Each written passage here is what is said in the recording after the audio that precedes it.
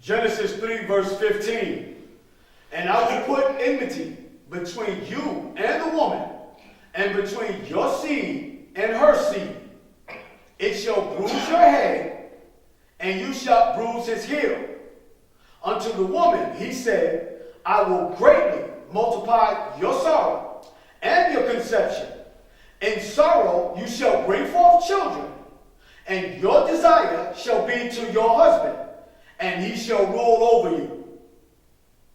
And unto Adam he said, because you hast hearkened unto the voice of your wife, and hast eaten of the tree of which I commanded you, saying, you shall not eat of it, cursed is the ground for your sake, and sorrow shall you eat of it all the days of your life.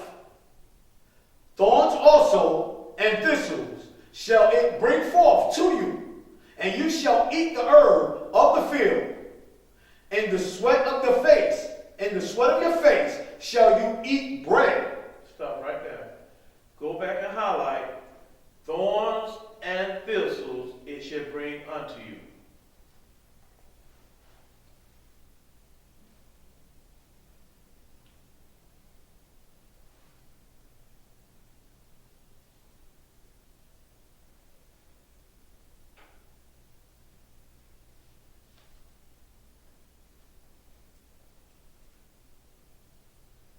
Go ahead. Genesis 3 verse 18. Once again. Thorns also and thistles shall it bring forth to you, and you shall eat the herb of the field.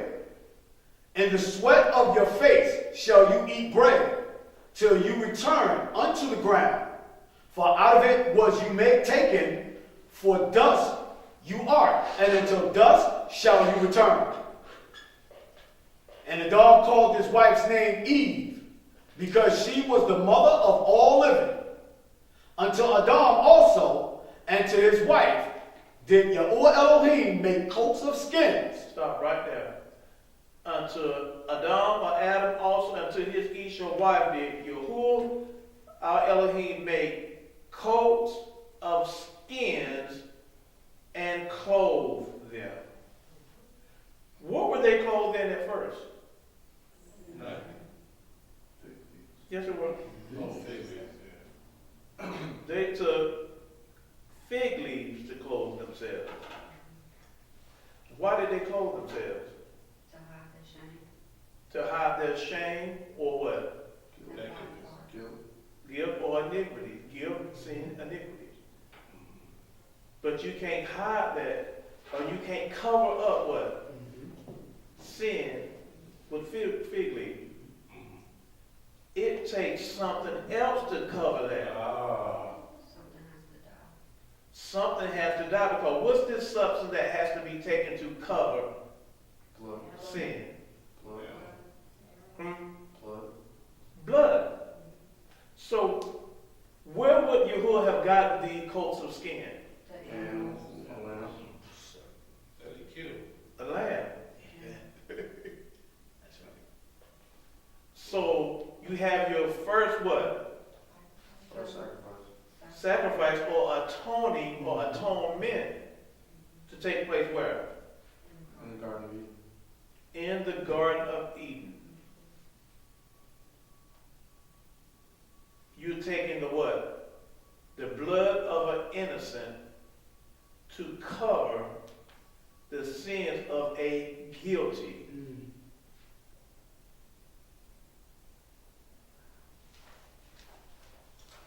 Okay, let's keep reading on. Genesis 3 verse 21. Unto Adam also and to his wife did Yahuah Elohim make coats of skins and clothed them. And Yahuah Elohim said, behold, the man is become as one of us, to know good and evil. And now, lest he put forth his hand and take also of the tree of life and eat and live forever. Therefore, Yahuah Elohim sent him forth from the Garden of Eden to till the ground from whence he was taken. So he drove out the man, and he placed at the east of the garden of Eden cherubims and a flaming sword, which turned every way to keep the way of the tree of life. Okay, read 23 again. Genesis 3, verse 23. Therefore, Yahuah Elohim sent him forth from the Garden of Eden Sent them forth from the Garden of Eden to till the ground from whence he was taken. So he drove out the man, and he placed at the east of the garden, He placed at the what? at the east of the garden, East of the garden. Why the east of the garden? And Jerusalem. Face the east. Okay, that's very good. If you place a cherubim with a flaming sword at the east of the garden, what direction do you think Adam and Kawa will exit out of the garden? The east. Out of the east. So if he put at what? Flaming sword. Cherubim that was a flaming sword to guard the east of the garden. If Jerusalem sits where? The east. In the east. Could Jerusalem and the set-apart tabernacle be strategically placed and located? Next to each other? Not next to each other. Not next to each other. Opposite, so you can. Opposite. Could they be strategically facing each other? Yes. And when you enter the set-apart places, what's in there? When you enter the set-apart places, what's inside of it? The Ark of the Covenant. The Ark of the Covenant. What's on top of the Ark of the Covenant? Cherubim. More so than cherubim. The mercy seat. What's on the mercy seat? What's that? What's the mercy seat? Well, the blood of the atonement is sprinkled by the high priest. Okay. And only who can enter this place? High priest. High priest. The high priest. And he has to do what when he enters? Yes, to, Take the blood yeah, purify yourself when he enters. Because he has to be entered, not through here. after it. He has to take the blood of the atonement or the atoning animal, and he has to what? Sprinkle it on the mercy seat of the Ark of the Covenant. But what's on that mercy seat? 2 cherubim?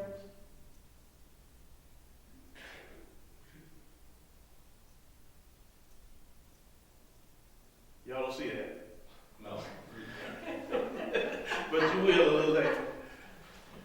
That's what I said. Always think when you're reading about stuff, okay, he exited out, he put a cherub, which is single, a cherub with a flaming sword whose head moves in all directions to guard the eastern entrance.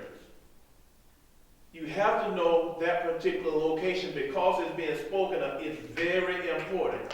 It is not just for that right there at that particular time. I'm sorry, can we say that again?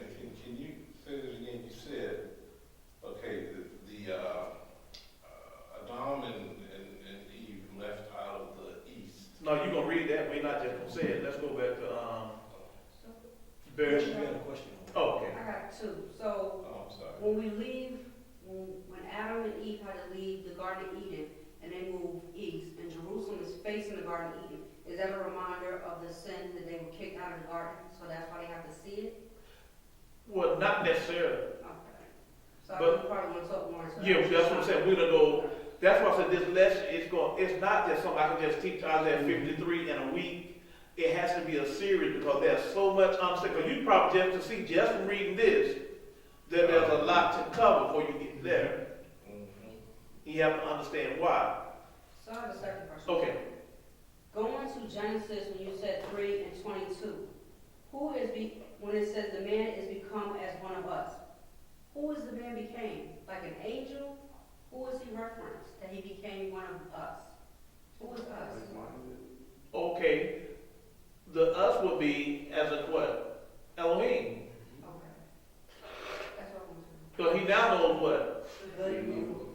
He has the knowledge of what's right, what's wrong, what's good, what's evil. So now he's in a state where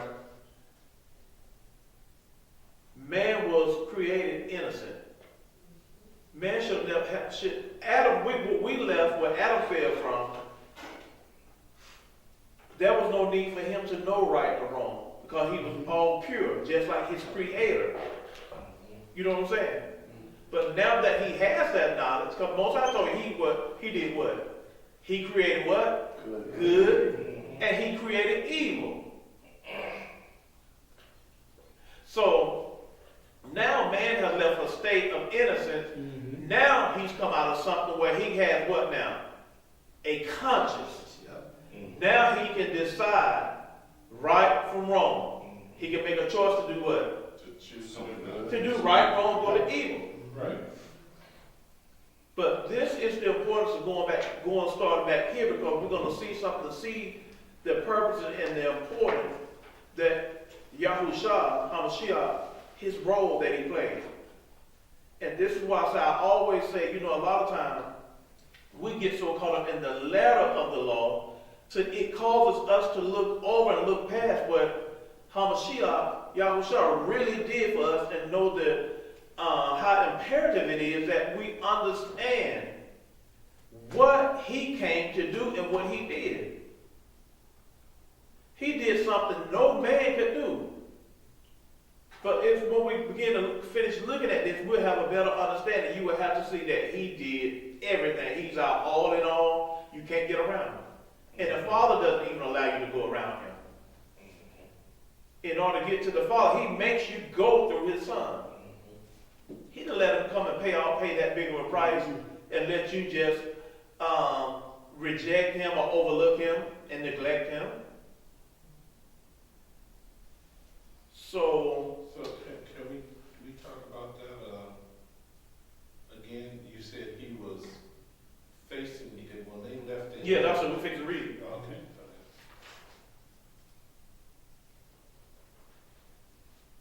That was 3 and 24. Bereshit, the 3rd chapter, the 24th verse. Go ahead.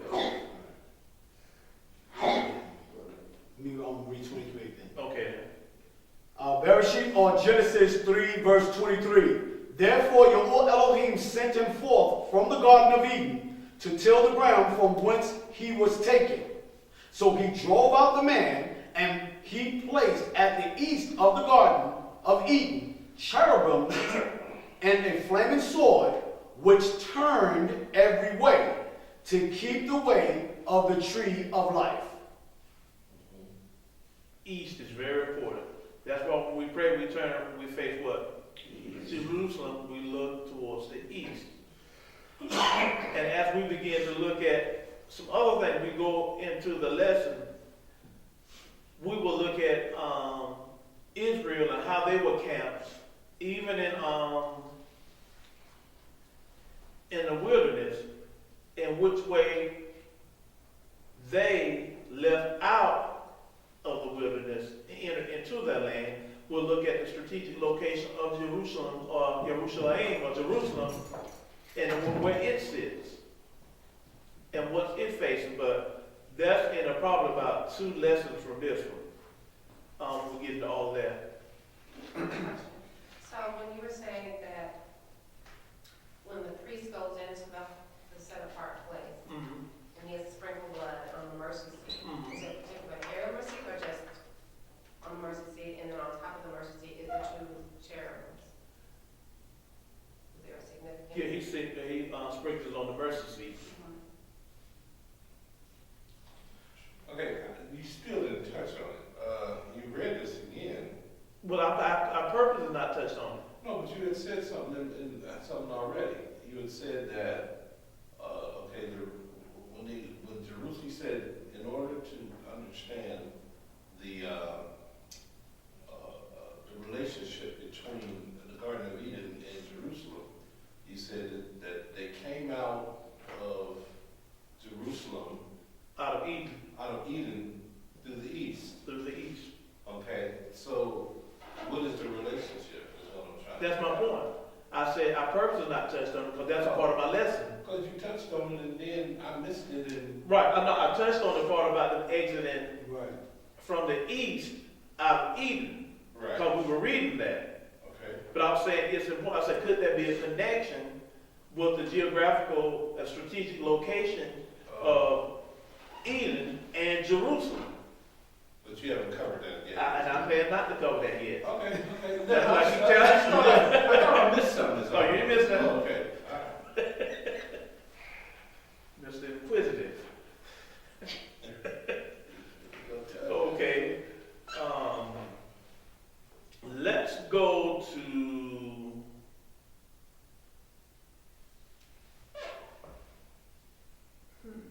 Let's go to. So, okay, let's go back to what I was asking.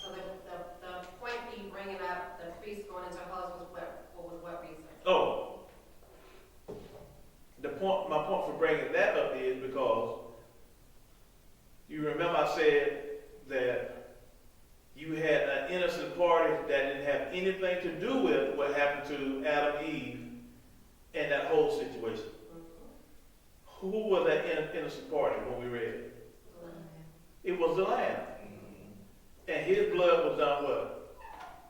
Shed so they could get clothing to clothe themselves. Yeah, And to remission the sin that they did. right. His blood was shed. It wasn't about the clothing. Right, it was because they needed to shed blood. Right, it was about the blood. The blood, the sin. It never had anything to do with the blood because the clothing, it was all about the blood. So when we look at that, you see that the blood of an innocent has been shed and taken to cover the sins and iniquities and shame of a guilty. So when there's an atonement and this blood is taken from the lamb, what do the high priests do with it? They take the blood and they enter into the set apart places. And they have to do what? Sprinkle that blood upon the mercy seat. But why are they sprinkling that blood upon the mercy seat? Because they are atoning for the whole entirety of the nation of Yashra'al. This blood is coming from what? From the Lamb. But not only a lamb, but what? Yeah. What we would call a sin offering or a guilt offering. And that's why later on we're going to read and understand, get some understanding about the sin offering, guilt offering again, and we're going to go into the purpose of what they call a scapegoat. And this is why Mashiyach Yahusha, and I'm not going to go too deep into it, when after his crucifixion or sacrifice, somebody tried to do what? Touch him. And what did he say?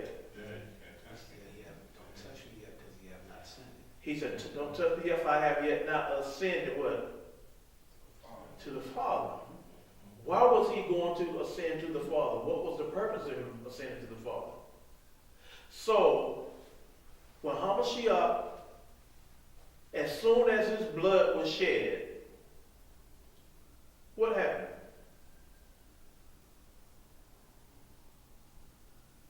Y'all have been in church long enough to know that. The atonement of sin, it basically covered all the sin, right? So, when his blood was shed, what physically happened? He died. Well, Okay, let me put it be more specific. the earth. Okay, yeah, you had the earthquake and all. That was the sign of the new covenant. The earthquake and the eclipse and all. Well, what physically happened at the temple? Oh, the curtain between was split between the Holy of Holies and the congregation, rest of the congregation. It was rendered in two, or split. So for that to happen, Mashiyach, whose blood was shed, he would have now had to do what? In the heavenly realm. That same blood that was shed, he would now have had to enter into the set apart place in Shemayim. To sprinkle that blood where? There. You're looking at Israel, but it's all going back to Adonai, Eden. Because remember, there was a lamb slain what? When? In the garden. And before when? The foundation of the world? Mhm. Y'all don't remember that? No. But we'll get to it. Because remember now, everything that we had on the physical level, the earthly level, it was a replica of what? Y'all think there was a temple down here if not one in Shemayim? Oh my goodness. Can you believe this are? Are y'all for real? Gee, both of y'all look like y'all just disgusting. No, that kind of threw me off. Everything down here is a pattern of what he had was there. I know y'all know that. Y'all live in the bar. No, I did not know that. You just said it. Yeah, so the temple and everything come off the pattern of what was in Shemayim. Yes. So what takes place here, it has to take place there. Mashiyach's blood was not only for just Israel, he's doing something for the world of all of mankind, or for the whole of mankind. It does something for the nation of Yashra'al, and it does something for the descendants of Adam, simultaneously. That's why the curse was rendered. Because now he's well, we'll get into it. I'm really going to get into it. Because if you're saying that is the case, then all men should be able to come into repentance and be able to do what? enter into the kingdom. Because if you look at it, that's what people are saying. Because of Adam's sin, it plunged all of mankind into damnation.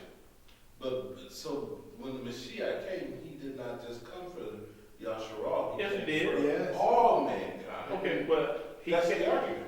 Okay, but the argument is not that because Scripture teaches different. Was all mankind in covenant with Yahuah? No. Oh, you said no, right? Right. Okay, then so the focus is about who? About Yashra'al. Yashra'al. No, I understand that. But what I'm saying is that when you look at what he did for Adam, what is the significance of what he done for Adam's children, which is all of us? Okay, what is the significance of that? What good would Mashiyach coming to die if he hadn't if he hadn't dealt with that? You follow what I'm saying? Okay, then say it again now. I'm saying, what is the significance of him dying for way back in the garden? Okay, if this had to do with the garden, what is that significance of now? What do they gain from it? What do they get out of it? The rest of the world. The rest of the world. Why would he have to die for the whole world? They get a chance at salvation. But they can't get a chance at salvation if Yes, they can. salvation is only for Yashra'al. But no, their salvation. But is their salvation the same as Yashra'al? I'm sorry, sir. Is their salvation the same as Yashra'al? Their salvation is to serve Israel. Right. That is their We salvation. said this is the end result of it. Right. Because you got to remember